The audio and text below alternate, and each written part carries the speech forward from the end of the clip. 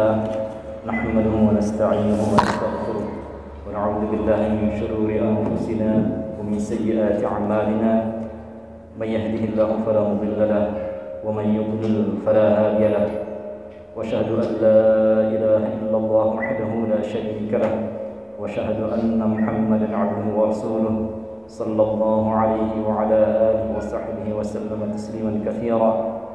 قال الله تعالى في كتابه الكريم: أعوذ بالله من الشيطان الرجيم، يا أيها الذين آمنوا اتقوا الله حق تقاته ولا تموتن إلا وأنتم مسلمون. وقال تعالى: يا أيها الناس اتقوا ربكم الذي خلقكم من نفس واحدة وخلق منها زوجها وبث منهما رجالا كثيرا ونساء واتقوا الله الذي تساءلون به والأرحام إن الله كان عليكم رقيبا. وقال تعالى: يا أيها الذين آمنوا اتقوا الله وقولوا قولا سديدا يصلح لكم أعمالكم ويغفر لكم ذنوبكم ومن يطع الله ورسوله فقد فاز فوزا عظيما. قال الله تعالى: فإن أصدق الحديث كتاب الله وخير الهدي هدي محمد صلى الله عليه وسلم وشر الأمور محدثاتها وكل محدثة بدعة وكل بدعة ضلالة. أما بعد، أيها المسلمون اتقوا الله تعالى حق تقاته. Kaum muslimin rahimakumullah, kita hidup di dunia mempunyai tujuan yang agung, yaitu untuk beribadah kepada Allah Rabbul Izzati Jalla Jalalah. Kita hidup di dunia ini tidak akan selamanya. Setiap manusia pasti akan merasakan kematian. Allah Ta'ala berfirman, kullu nafsin dha'iqatul maut. Setiap jiwa pasti akan merasakan kematian. Ali Imran ayat 185. Oleh karena itu, Allah memerintahkan kita untuk beramal saleh sebagai bekal menuju kematian. Karena itu, seagung-agungnya pendekatan menuju kematian. Allah berfirman, wa tazawwadu fa inna khairaz zadi taqwa. Berbekallah, karena sesungguhnya perbekalan menuju kematian itu adalah ketakwaan kepada Allah Ta'ala. Al-Baqarah ayat 197. Dan hakikat takwa adalah menjalankan perintah-perintah Allah dan menjauhi larangan-larangannya. Allah Subhanahu wa Ta'ala memasukkan seseorang ke dalam surga karena amalnya. Allah berfirman, udkhulul jannata bima kuntum ta'malun. Masuklah kalian ke dalam surga disebabkan oleh amalan kalian. An-Nahl ayat 32. Namun, amal saleh bukanlah satu-satunya sebab masuk surga. Akan tetapi yang terbesar adalah rahmat Allah Azza wa Jalla. Oleh karena itu, setiap kita harus senantiasa semangat dalam beramal saleh. Karena amal saleh memiliki berkah dan pengaruh yang luar biasa dalam kehidupan. Amal saleh bagaikan nutrisi untuk hati dan keimanan kita. Siapapun yang ingin berjalan di atas jalan yang lurus, di atas jalan Allah Subhanahu wa Ta'ala, hendaklah ia beramal saleh. Siapapun yang ingin mendapatkan rahmat Allah Subhanahu wa Ta'ala, hendaklah ia beramal saleh. Siapapun yang ingin dibukakan pintu-pintu rezeki oleh Allah Subhanahu wa Ta'ala, baik di dunia maupun di akhirat, hendaklah ia beramal saleh. Maka siapapun yang menginginkan kemuliaan, tiada lain adalah dengan beramal saleh. Namun di sana amal saleh memiliki penyakit-penyakit yang menyebabkan amal tersebut ditolak oleh Allah Subhanahu wa Ta'ala. Di antara penyakit beramal saleh yang paling besar adalah pertama, yaitu beramal tanpa ilmu. Seseorang beramal tanpa mengetahui dalil dari Allah Subhanahu wa Ta'ala dan Rasulnya sallallahu alaihi wasallam. Beramal hanya sebatas perkiraan semata bahwa itu sebuah kebaikan tanpa ada keterangan dari Allah dan Rasulnya. Orang seperti ini adalah orang yang merugi. Allah Ta'ala berfirman, qul hal nunabbi'ukum bil akhsarina a'mala alladhina dhalla sa'yuhum fil hayatid dunya wa hum yahsabuna annahum yuhsinuna sun'a. Katakanlah, maukah aku beritahu kepada kalian tentang orang yang paling merugi amalnya, yaitu orang-orang yang tersesat jalannya dalam kehidupan dunia ini, sementara ia mengira ia telah berbuat kebaikan sebaik-baiknya. Surat Al-Kahfi ayat 103 sampai 104. Karena ia hanya berdasarkan perkiraan saja, hanya sebatas menduga-duga saja, dia kira itu adalah amal yang bisa mendekatkan dirinya kepada Allah. Ternyata malah menjauhkan ia dari Allah Subhanahu wa taala. Oleh karena itu, agama kita tidak berdasarkan dugaan. Rasul kita yang mulia sallallahu alaihi wasallam bersabda, "Iyyakum wadh-dhann, fa inna adh-dhanna akdzabul hadits." Jauhilah oleh kalian duga-dugaan, karena sesungguhnya menduga-duga itu adalah sedusta-dusta perkataan. Hadis riwayat Al-Imam Bukhari.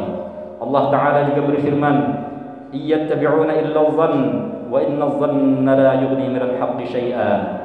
Mereka hanyalah mengikuti dugaan semata, dan sesungguhnya dugaan itu tidak menegakkan kebenaran sama sekali. Surat An-Najm ayat 28. Kita beragama bukan sebatas dugaan dan perkiraan, tapi harus jelas keterangannya dari Allah dan Rasulnya. Maka siapapun yang beramal tanpa ilmu tidak akan diterima oleh Allah Subhanahu wa taala. Siapapun yang ingin beramal saleh, wajib dia menuntut ilmu tentang amal tersebut. Apakah ada dalilnya dari Allah dan Rasulnya atau tidak? Karena Allah ingin diibadahi sesuai dengan apa yang Allah cintai dan ridha, bukan sesuai dengan selera-selera kita. Oleh karena itu, Al-Imam Ibnul Qayyim menyebutkan, Al-Imam Ibnul Qayyim rahimahullah menyebutkan di antara kesalahan dalam beramal saleh adalah beramal sesuai dengan kepuasan dirinya saja, bukan sesuai dengan tuntunan Rasulullah sallallahu alaihi wasallam, bukan sesuai dengan keridhaan Allah Subhanahu wa taala. Maka ini adalah penyakit yang pertama seseorang beramal tanpa ilmu. Yang kedua, berlebih-lebihan. Penyakit yang kedua, wahai saudaraku, seseorang beramal akan tetapi dengan semangat yang luar biasa sehingga kemudian ia berlebih-lebihan, yang berakibat akhirnya ia mudah futur dalam amal saleh tersebut. Oleh karena itu, Rasulullah SAW memperingatkan kita dari sikap ghulu atau berlebih-lebihan. Rasulullah SAW bersabda, "Iyyakum al-ghuluw fid din, fa innama ahlaka man kana qablakum al-ghuluw fid din." Jauhilah oleh kalian sikap ghulu atau berlebih-lebihan dalam agama, karena sesungguhnya sikap ghulu ini telah membinasakan orang-orang sebelum kalian. Hadis riwayat Imam Ahmad An-Nasai dan Ibnu Majah. Ketika Rasulullah SAW masuk ke masjid, beliau mendapati tali yang terikat di antara dua tiang. Rasulullah SAW bertanya, "Tali apa ini?" Sebagian sahabat menjawab, "Ini adalah tali milik salah seorang istri Nabi SAW. Apabila ia salat malam dan telah lelah, ia salat sambil bergelantungan di tali tersebut." Rasulullah SAW bersabda, "Hulluh liyusalli ahadukum nasyatahu, fa idza fatara falyarqud."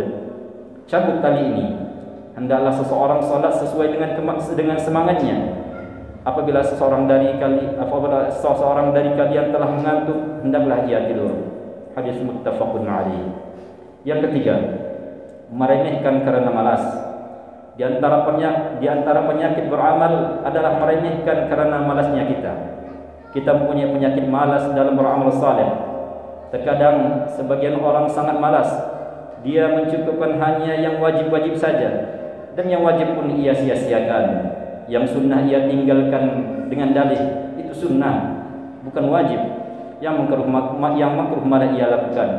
Katanya itu hanya makruh, tidak haram. Akibatnya ia kehilangan banyak sekali pahala di sisi Allah Subhanahu wa taala. Padahal Rasulullah sallallahu alaihi wasallam mengingkari sahabat yang meninggalkan salat sunnat tahiyat masjid. Ketika Rasulullah sallallahu alaihi wasallam berkhutbah Jumat, ada seorang sahabat masuk masjid langsung duduk. Rasulullah menegurnya, "Apakah kamu sudah salat 2 rakaat?" Dia berkata, "Belum wahai Rasulullah."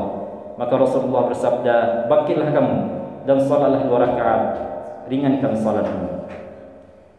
Al-Imam Qurtubi beristinbat dari hadis ini bahwa ia menunjukkan bahawa bolehnya mengingkari orang-orang yang meninggalkan ibadah-ibadah sunnah yang bersifat muakkadah, yang sangat ditekankan. Ini menunjukkan tercela seorang muslim meninggalkan dan membiasakan diri meninggalkan perkara-perkara yang sifatnya sunnah yang sangat ditekankan. Maka jangan kita malas. Buang kemalasan dalam beramal saleh, karena kemalasan membuktikan cinta kita yang sangat lemah kepada Allah Subhanahu wa taala. Cinta itu menimbulkan semangat. Ketika kita mencintai sesuatu, kita akan semangat untuk meraihnya. Ketika kita cinta kepada Allah, seharusnya kita semangat untuk bertaqarrub atau untuk mendekatkan diri kepada Allah Subhanahu wa taala. Barakallahu li wa lakum fil Qur'anil 'azim wa nafa'ani wa iyyakum bima fihi minal ayati wa dzikril hakim. Aqulu qawli hadha wa astaghfirullah li wa lakum wa lisa'iril muslimin min kulli dhanb fastaghfiruhu innahu huwal ghafurur rahim. Allahumma shalli 'ala sayyidina Muhammad wa 'ala ali sayyidina Muhammad.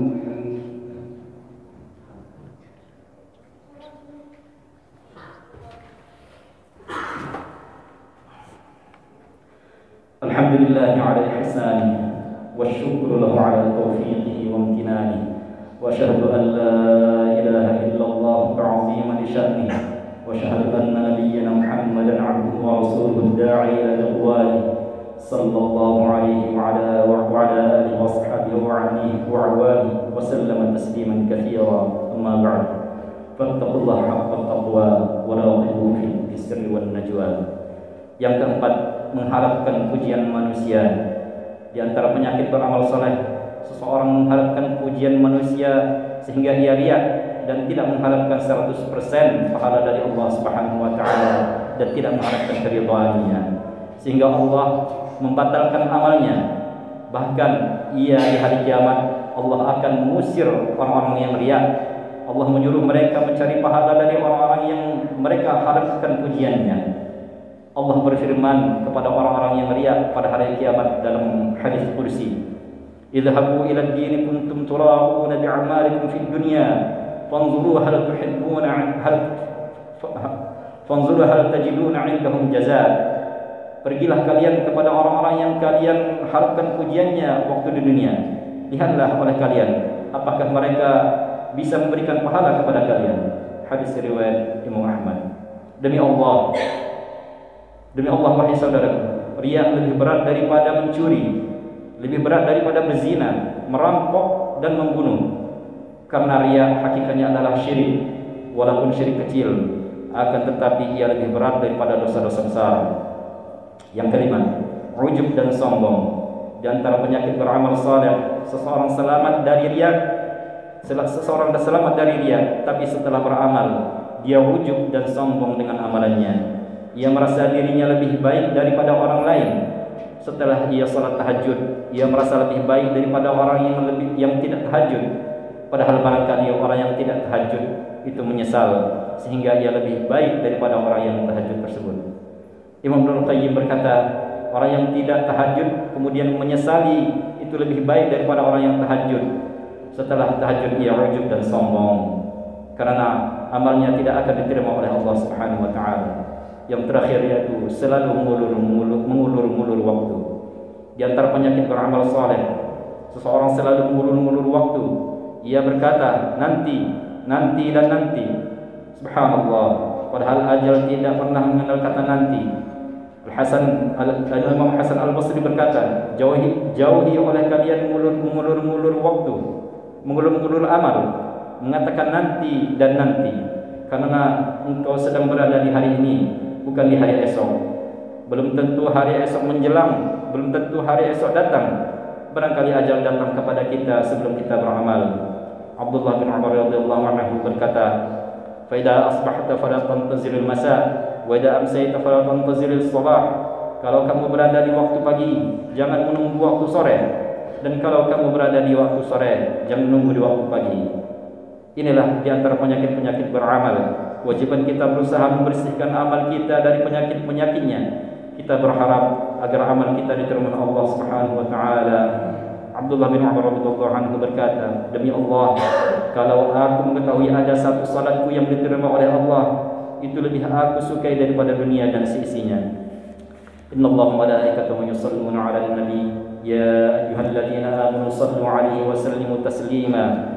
وقال صلى الله عليه وسلم من صلى علي صلاة واحدة صلى الله عليه بها عشرا اللهم صل على محمد وعلى آل محمد كما صليت على إبراهيم وعلى آل إبراهيم إنك حميد مجيد اللهم بارك على محمد وعلى آل محمد كما باركت على إبراهيم وعلى آل إبراهيم إنك حميد مجيد اللهم اغفر للمسلمين والمسلمات والمؤمنين والمؤمنات الأحياء منهم والأموات إنك سميع قريب مجيب الدعوات اللهم اغفر لنا ولوالدينا وللمسلمين جميعا اللهم أحسن عاقبتنا في الأمور كلها وأجرنا من خزي الدنيا وعذاب الآخرة اللهم أصلح ولي أمرنا لما تحب وترضى